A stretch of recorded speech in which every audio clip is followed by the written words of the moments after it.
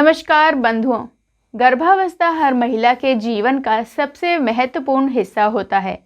हालांकि गर्भावस्था में अलग अलग भावनात्मक और शारीरिक परिवर्तन होते हैं, जिनके लिए अत्यधिक देखभाल और जांच की आवश्यकता होती है, जिसमें एंटीनेटल केयर जांच का एक हिस्सा है। गर्भवती महिला और उसके परिजन एंटीनेटल केयर चेकअप करवाने में हिचकते हैं। स्वस्थ बच्चा चाहिए तो यह चेकअप बेहद ज़रूरी है। इस चेकअप में बीपी, शुगर, हीमोग्लोबिन, थायराइड समेत कई दूसरी जांच भी होती है।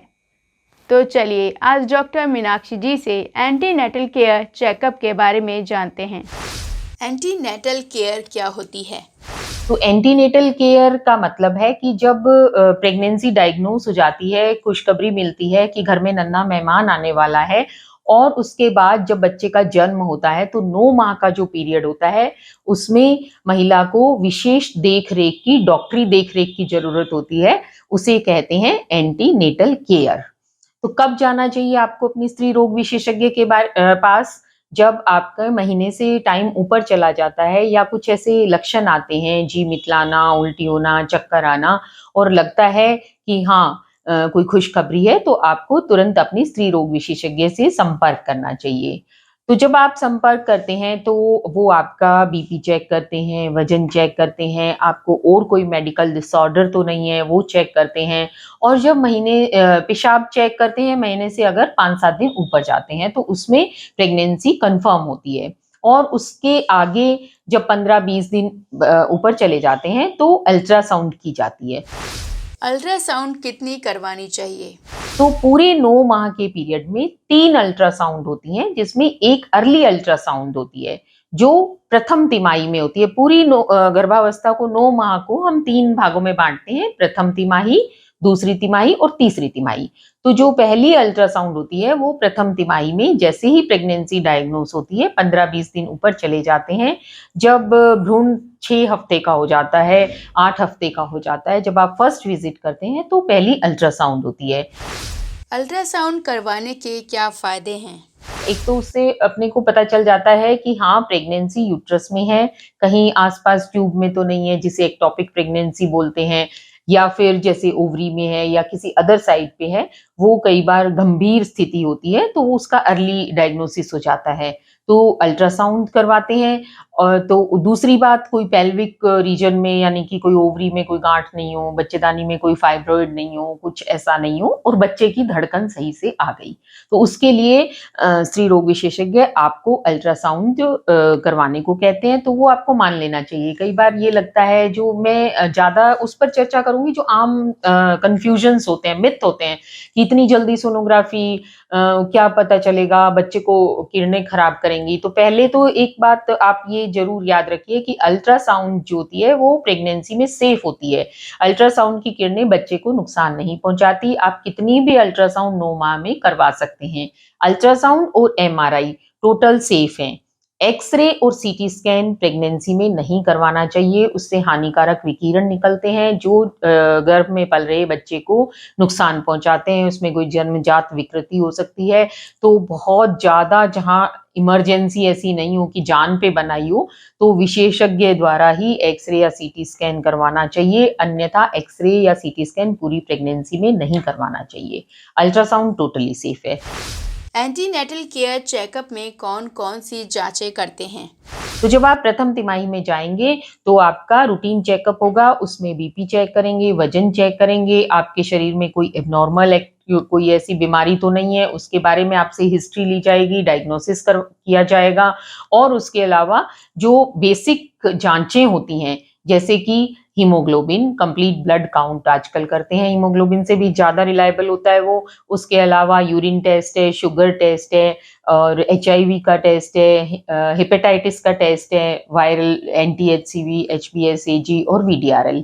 ये एक पूरे 5-6 टेस्ट होते हैं जो हर महिला को प्रेगनेंसी के स्टार्ट होते ही करवाने चाहिए। तो जब आप प्रथम तिमाही में जाएँगे, तो आपकी ये सब जाँचें होंगी। उसके अलावा अगर आपको जैसे प्रथम तिमाही की जो आम समस्या होती है, जी मितलाना वगैरह, उसके लिए दवाई वगैरह दी जाएगी। गर्भवती महिला को दूसरी बार कब जाना चाहिए? तो देखिए पूरे 9 माह में 7वें माह तक आपको हर महीने एंटीनेटल चेकअप के लिए जाना चाहिए। उसमें हर बार आपका हीमोग्लोबिन टेस्ट होगा और वज़न चेक होगा, बीपी चेक होगा जो मैंने आपको बताया, और आपके भ्रूण का विकास, आपका जो भी हेल्थ वर्कर है, अगर आप सीएचसी, पीएचसी पे हैं, आशा है, आंगनवाड़ी वाली हैं, या फिर आप किसी स्त्री रोग विशेषज्ञ से परामर्श ले रही हैं या जनरल फिजिशियन से ले रही हैं, तो वो आपकी ये सब चीज़ें चेक करेंगे, भ्रूण का विकास भी चेक करेंगे। छठे महीने के बाद बच्चे की धड़कन सुनने लग जाती है, तो वो धड़कन भी सुनेंगे। तो 7 माह तक आपको हर महीने अस्पताल जाकर एंटीनेटल चेकअप करवाना है। 7 माह के बाद आप हर 15 दिन से अस्पताल जाएँ और एंटीनेटल चेकअप करवाएँ, और 9वें माह में आपको हर 7 दिन से एंटीनेटल चेकअप के लिए जाना होता है। यहाँ एक बहुत बड़ा कन्फ्यूजन आता है। आम महिलाएँ 9वें माह में थोड़ी वो हो जाती हैं कि नहीं, अब तो क्या है, अब दर्द चलेंगे तब आएँगे। ये बिल्कुल रॉन्ग प्रैक्टिस है, क्योंकि कई बार ऐसा होता है कि लास्ट वाला जो ट्राइमेस्टर होता है उसमें सबसे ज़्यादा कॉम्प्लिकेशंस होती हैं, तो उनको अवॉइड करने के लिए आपको एवरी 7 डे, 7 दिन से ज़रूर आपको चिकित्सकीय परामर्श लेना चाहिए, बच्चे की धड़कन सुनवानी चाहिए। कई बार लास्ट टाइम में बीपी बढ़ना चालू होता है, तो उसका भी पता चल जाता है, या फिर जैसे कोई भी कॉम्प्लिकेशन होती है, पानी छूटना या बच्चे का अचानक से घूमना कम होना, ये सब लास्ट ट्राइमेस्टर में होते हैं। तो लास्ट तिमाही जो होती है उसमें आपको बार-बार चेकअप के लिए जाना चाहिए। तो ये 3 भागों में हमने विभक्त की, और हर महीने से 7 माह तक, फिर 15 दिन से, और लास्ट वाले महीने में 7 दिन से चेकअप ज़रूर करवाना चाहिए। पूरी गर्भावस्था में सोनोग्राफी की बात बताई, तो प्रथम तिमाही में एक सोनोग्राफी हो गई। फिर उसके बाद जो 16 से 24 हफ्ते का समय होता है, उस समय आपको एक सोनोग्राफी होती है जिसे फीटल वेल-बीइंग की बोलते हैं, या कंजेनाइटल एनोमली स्कैन बोलते हैं। उस समय भ्रूण बिल्कुल विकसित हो चुका होता है और उसमें कोई जन्मजात विकृति तो नहीं है, बाहरी रूप से और अंदरूनी, जैसे ब्रेन में या फिर हार्ट में, हृदय में कहीं हो, या गुर्दे अच्छे से विकसित नहीं हुए हों, या अंदर के ऑर्गन और बाहर के ऑर्गन अच्छे से विकसित हुए हैं, नहीं है। कई बार कोई स्पाइनल कॉर्ड में कोई ट्यूमर होता है, तो कई प्रकार की जन्मजात विकृति होती हैं, कई बार बच्चे का सिर ही नहीं बना होता है, तो वो 16 हफ्ते से 24 हफ्ते के बीच में हर हालत में हो जानी चाहिए। रंगीन सोनोग्राफी क्यों करवानी चाहिए? आजकल थोड़ा एडवांस टेक्नोलॉजी है, तो एक कलर डॉपलर बोलते हैं, या रंगीन सोनोग्राफी जिसे बोलते हैं, 4D बोलते हैं, वो भी करवाते हैं। उसमें थोड़ा एक्स्ट्रा हमें पता चलता है, तो वो भी एक अच्छा ऑप्शन है कि हम बच्चे में होने वाली किसी जन्मजात विकृति को, जैसे हार्ट की है, उसके लिए बहुत बेनिफिशियल होता है, वो पहले ही भाँप जाते हैं। अदरवाइज़ रूटीन सोनोग्राफी में भी आपको ये सब चीज़ें पता चल जाती हैं।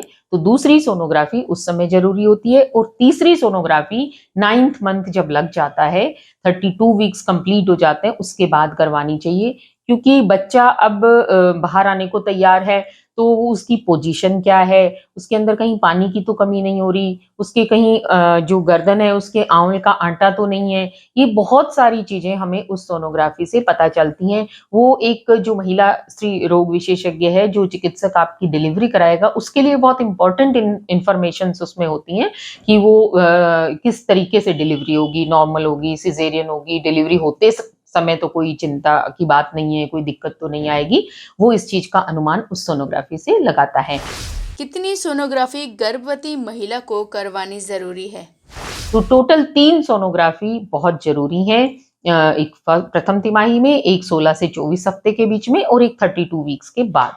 ये ज़रूर करवानी चाहिए। बाकी जब स्त्री रोग विशेषज्ञ को लगेगा कि मुझे अभी आवश्यकता है, तो वो करवा लें। अगर आपको बोलती हैं, तो आपको मना नहीं करना चाहिए। क्योंकि ये एक आम मिथ मैंने कई बार महिलाओं से सुना है कि नहीं, बार-बार सोनोग्राफी बच्चे को नुकसान करेगी, तो ऐसा नहीं है। एक्स-रे और सीटी आप किसी भी हालत में, जब तक आपको डॉक्टर ही नहीं ऐसा कोई इमरजेंसी में प्रिस्क्राइब करें, तब तक आपको बिल्कुल भी नहीं करवाना चाहिए। गर्भावस्था में कौन-कौन से इंजेक्शन लगते हैं? तो हीमोग्लोबिन चेक होगा, हर महीने चेक करवाते हैं, जैसे ज़रूरत होती है उस हिसाब से करवाते हैं। उसके अलावा 2 टिटेनस के इंजेक्शन लगते हैं, अगर 4 से 6 हफ्ते का उनमें गैप होना चाहिए। तो प्रथम तिमाही में भी लगवा सकते हैं, as soon as pregnancy diagnose होते ही, और अगर आपका दूसरा या तीसरा बच्चा है, तो अगर छोटा बच्चा 3 साल से कम उम्र का है, तो 1 बूस्टर डोज़ लगती है। तो इसे इम्यूनाइज़ेशन बोलते हैं। इसके अलावा आजकल पर्ट्यूसिस वगैरह की, व्होपिंग कफ की बहुत सी वैक्सीन्स भी लगती हैं, वो स्पेशल है, पर मैं इन जनरल जो होता है, जो मिनिमम करवाना चाहिए एएनसी में, वो बता रही हूँ। तो टेटनस की वैक्सीन हर हाल में लगनी चाहिए और हीमोग्लोबिन एवरी मंथ चेकअप होना चाहिए। आपका जो ब्लड हीमोग्लोबिन का स्तर है, जब आप डिलीवरी के लिए जाएँ, तो 10 से ऊपर होना चाहिए, ताकि आराम से, अच्छे से जच्चा-बच्चा दोनों की सुरक्षा हो सके।